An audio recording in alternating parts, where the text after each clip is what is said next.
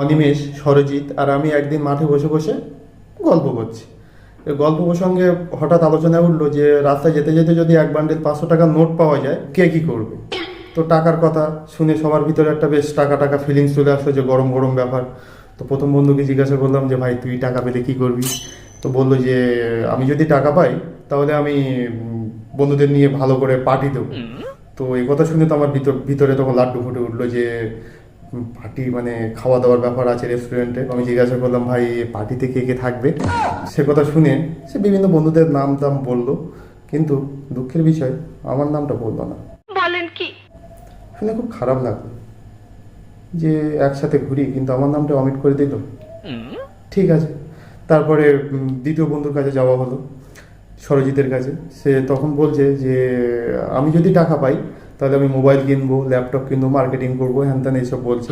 তো আমি তোকে বললাম যে তুই যদি ভাই টাকা পাস তাহলে আমাকে অন্তত কিছু খাওয়াস, কারণ অনিমেষ তো আমাকে কিছু খাওয়াবে না, তুই অন্তত কিছু খাওয়াস। তো সে কথা শুনে সে কি বললো জানো, দেখছি টাকা যদি বাঁচে তাহলে ভেবে দেখবো কীরকম হয়। তখন নিজেকে মনে হচ্ছে আনওয়ান্টেড পার্সন এদের ভিতরে আমি ঢুকে গেছি। প্রচণ্ড তো রাগ হচ্ছে।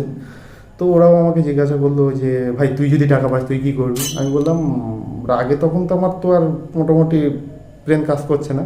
তো বললাম যে আমি যদি টাকা পাই তো কী করবো তোদেরকে তো বলবোই না, তবে এটা শিওর থাক যে তোদের অন্তত খাওয়াবো না আমি। তারপর গল্পগুজব শেষ হয়ে গেল। শেষ হয়ে গেলে আমরা বাড়ির দিকে ফিরছি তিনজনে।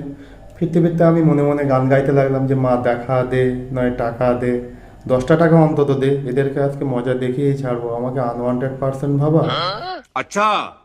তো এরকম মনে মনে একটা ভাবতে ভাবতে আসছি, প্রায় বাড়ির কাছাকাছি এসে গেছি। হঠাৎ দেখি যে রাস্তার উপরে একটা বান্ডিল পড়ে আছে। আমার মনে হলো যে টাকার মতো কিছু একটা পড়ে আছে। তো আমি ছুটে গেলাম যে ওরা আমার আগে তুলে নেবে না তো, বলে আমি ছুটে চলে গেলাম, গিয়ে বান্ডিলটা আমি হাতে তুললাম। তুলে কি দেখলাম জানো, ওটা ছিল লটারির বান্ডিল।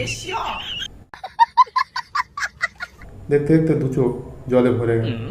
যাই হোক, লটারি কোম্পানিকেও থ্যাঙ্কস যে আমাকে একদিন অন্তত টাকার ফিলিংসটা দেওয়ার জন্যে। তো বন্ধুরা, আশা করছি সবার ভালো লাগলো ভিডিওটা। অল্প হলেও সবার মজা দিতে পারলাম। এরকম ভিডিও আরও পাওয়ার জন্য অবশ্যই চ্যানেলটির সাথে জুড়ে থাকবে। আজকের মতো টাটা।